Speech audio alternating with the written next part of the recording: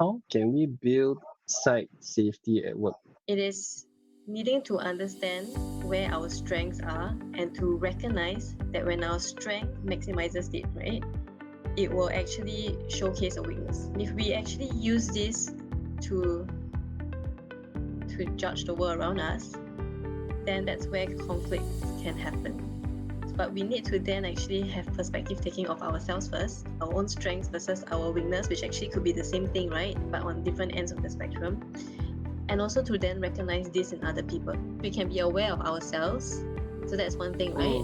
Then the other one is to really listen and ask questions. Because listening and asking questions, if they are done really effectively, you can create a lot of psychological safety as well. I'm thinking like from a structural point of view as well, like why do organizations have certain things like onboarding, team building?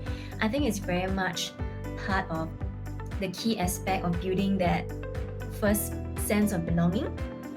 And also then when leaders or managers are trained in mentoring or coaching, or even when some organizations have a buddy system, then there itself can also be kind of like creating that notion of how people can be supported in their learning. And these days, there's also the notion of creating a coaching and a learning culture within organizations. So helping people to think through and be also building their internal self up to embrace and navigate challenges, I think those could be quite important. Psych safety at work starts with me. It starts with setting the right tone, not just from a position of being a leader, but just being able to relate to each other on a people-to-people level so that there isn't this barrier. I think for me, it starts with that.